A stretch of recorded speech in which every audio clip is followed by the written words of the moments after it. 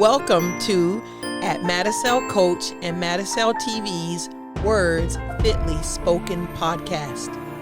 Hello there, I'm Coach Sandra, and I'm the host of Words Fitly Spoken podcast. Words Fitly Spoken are words spoken at the right time for your encouragement and enrichment. On this podcast, we will deal with emotional and mental wellness by talking about the conflicts we have in our everyday relationships, whether at home, work, school, and the community. Stop in to hear some helpful words that create awareness about your emotional health. Hey everybody, thanks for coming back to visit with us here at Words Fitly Spoken at Madisel Coach. I'm Family Coach Sandra, and I am glad to bring this topic up. Last time we spoke, we talked about the village and family unity inside of that village, what's really going on with the village. And so today I want to go into this topic of a family motto. Do you have a family motto? What is a family motto? A family motto is what you believe in your family. Like, what do you believe? What's happening inside your home? What's happening inside of our home? What do we believe? And sometimes it's unspoken. So the reason I'm talking about it today is because it is important that you speak it. It can't just be something that is rolling around in the head of the parents, okay? Because the children, they don't read minds. We make judgments, but we don't read minds. Parents will make judgments about the kids, but you don't read minds.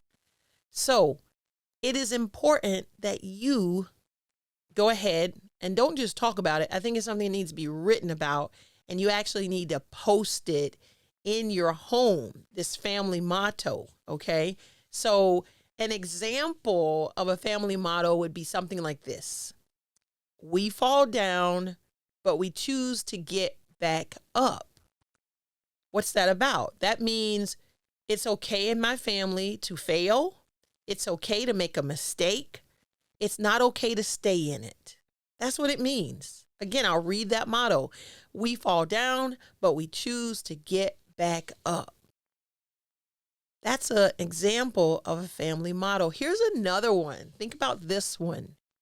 We work, we build, we love. We forgive, we fail, we love again. Again, it's that idea of I'm safe here. I can mess up here, and they're going to keep loving me. It's important for you all to write down, post it, put it up in a familiar place where everyone gathers. The more that our young people are exposed to positive words, it's going to help how they deal with their emotional and mental well-being. I am seeing a lot of young people struggling with even wanting to be in a home. I just recently began to say this statement because this is what I'm seeing. I'm seeing young people and children who are housed and they're not home. They're housed and they're not home. And you'll hear me talk about this on this podcast. Because we have got to, as adults, be aware of that. As parentals, be aware of that. As supportive family members, be aware that we are seeing a generation in the social services that I do. I'm seeing a generation coming up that are housed. That's great. They have a roof over their head. And sometimes I think society kind of pushes that. All you need to be is housed. You're going to get all your deep relationships. You're going to find all of those on social media. Now, we know that's a lie. your deep, intimate relationships are real. They are face to face. They are not digital. They are face to face at some level and at some point in the relationship.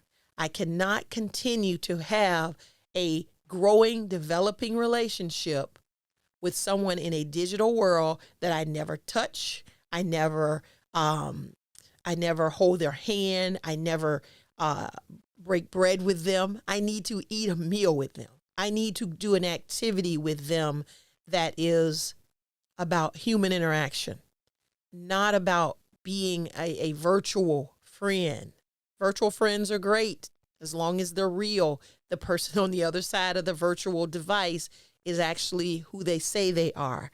And so it's important to know we cannot just have a generation who is housed and they never know what it is to be home. They don't know family. They don't know relationships.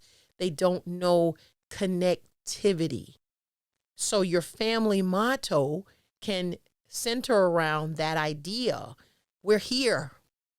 We're up close. We're personal. It doesn't mean you got to be in everybody's business. It means we need something that we all can cling to so that we can stay encouraged. Because there's stuff to discourage you and your children, as you know very well, every day and every moment of the day. So sit down long enough to develop a family motto. A family motto. All right. So my question now is, do you have one? We all need a focal point. And as I said, a focal point is going to be a place that you look in the home and we see that statement. Now, you can do some creative ways. You can paint this. You can have this professionally done. You can type it and post it up in different places in the home. You can also put it as your screensaver on the TVs. It can be screensavers on any of your devices. So definitely consider that when you think about your family motto. You know that when we talk about the family, we're obviously going to talk about the home. And the home must be a safe space for development and growth. It must be more than a place for just being housed, as I said earlier. And in that, what you're doing is you're learning how to change the narrative of what we may have seen in the past, changing the narrative. I talk about changing the narrative. It's about using some different words to support new situations, right? And so the thing about changing the narrative is this: it is more than just the words that you're going to speak. It's also about your actions. So if the family motto is about, forgiveness or starting over, you have to literally forgive. You have to be willing to start over. Now, that could be with a conversation. We're going to have a conversation about what's new, what starting over looks like. I messed up. You messed up. Let's pick it up. Let's keep going forward. So again, your family motto doesn't have to be a long statement. It can be 3 words. It can be a short phrase.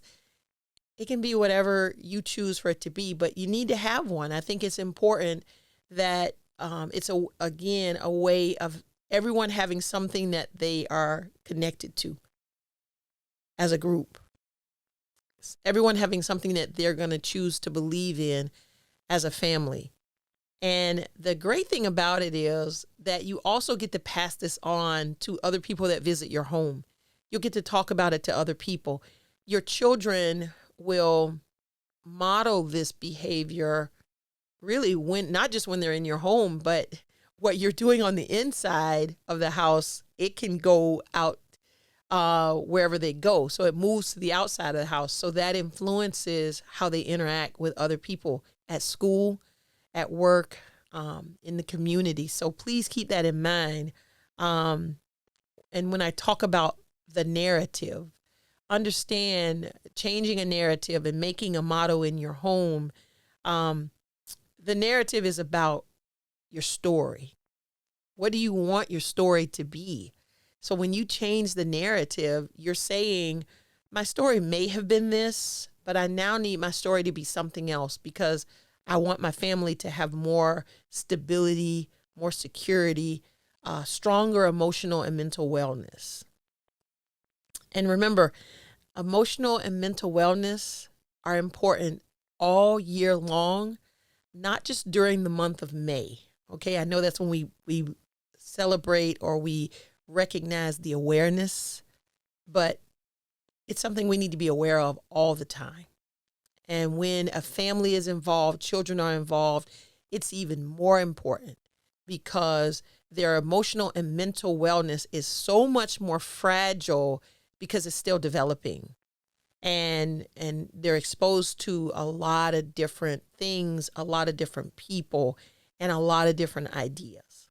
So keep that in mind as you think about what you want your motto to be, as you think about the narrative of your family, of your home.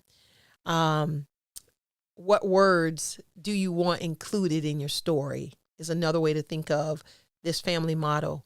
Are you all dependable? Are you honest? Are you committed? Are you forgiven? Do you believe you're healed? Are you hopeful? Are you attentive? Do you have joy?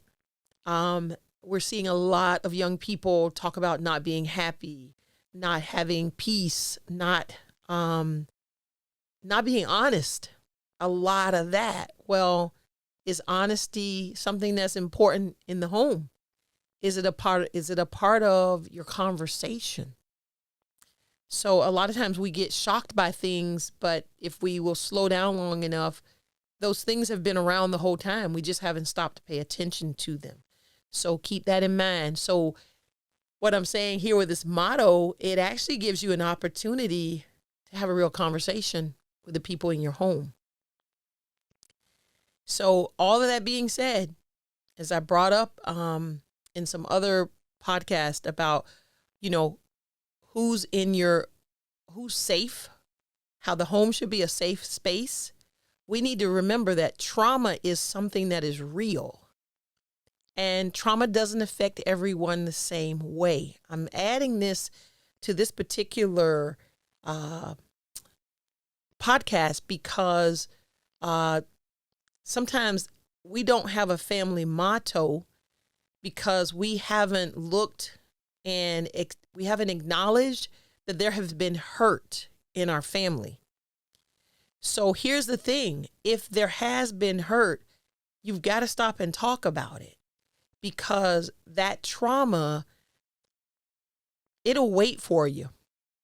Trauma doesn't just disappear and we can't pretend it didn't happen. So speaking about that trauma could release you as a family to build something new, to have a new narrative.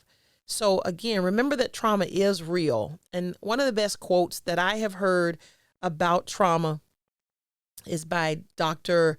Gabor Mate. And he said that trauma is not what happens to you. Trauma is what happens inside of you as a result of what happened to you. Again, I say it this way. Trauma is not what happened to you. It's what happens in you because of what happened to you. So everyone deals with trauma or acknowledges trauma or receives the traumatic situation differently. So just because something has happened in your family, it doesn't mean that everyone in the family saw that as being traumatizing. So have a conversation about it as you think about building a new narrative for your family motto, what you're going to believe moving forward. As I talk about trauma, I also must remind you that grief is necessary. It is necessary to grieve. And grieving grieving things could be something as, did you grieve the move we just made? Don't just assume when you move your family and you have these young children and they have to leave their friends, they leave their school, that they're just going to get over it. No one gets over anything. We learn to either get through it or we just hold on. We hold on to it or we learn to get through it. So deal with that as well. Understand that grief is real and it's necessary. Take time to grieve whatever the loss was. As an adult, as a parent, if you were on a job and you were let go, you chose to resign, whatever it is, you still have to grieve it because it's a loss. If there's a change in your status, in a place of employment, in a relationship, divorce, you have to grieve a loss. It's not just because of someone passing away. You have to grieve all types of losses because we have to remember those things were valuable in our life. So it's acknowledgement. And again, these things keep you from having a motto that you say out loud. So when these things are just ignored, and not dealt with, what will happen is those things can become the family motto without anyone ever saying it. No one should want trauma to be their family motto. Oh, we're just a traumatized people here. No one should want that. No one should want, we're constantly grieving, to be the family motto. But if you don't talk about any of those things and get them resolved, they're going to just fill in an empty space because you left the space empty. We have nothing that we center ourselves in as a family. And I will tell you also, this creates a disjointed young person because they don't know where they fit. And there's a lot of disjointedness that's going on. So talking about hard things as you think about a family motto is going to be incredibly important. So pressing on, I just want to finish this thought about grief. You know, when we're pressing on in grief, that does not mean that you're forgetting the hurt and the sadness of missing someone or something that mattered to you. But so learning how to press on or press through something is just a natural thing that we have to do. At another time, I do want to say, I don't want to just quickly hit grief and trauma and just disappear with this thought. It's going to come up at other times in the podcast. I actually am working on having some guests to come in and talk about these situations from their own personal issues with grief and trauma. So definitely stay tuned. We're going to touch these issues again, but I had to bring them up because I can see where when these issues are ignored, you really can't, you can't really feel successful in building that new family motto. You have to deal with some of the old things first, whatever that old narrative has been, before you can build the new narrative for your family moving forward. And you have to acknowledge those things or they will fill in whatever the empty space is for your family motto. So thanks again for stopping by and listening to this topic. It started out, happy, and then we had to go to some tough places. But yeah, just hang in there because your emotional and mental wellness are all entangled in how we do relationships, how we even relate to ourselves. So thanks for listening. Thanks for, stopping in. Remember to like this podcast, comment on it. You can drop your questions in the comment. you know what? Share it. Make sure you are subscribing to the channel. That's important as well. Thank you again for checking out Words Fitly Spoken at Madicel Coach. We appreciate you. Bye-bye.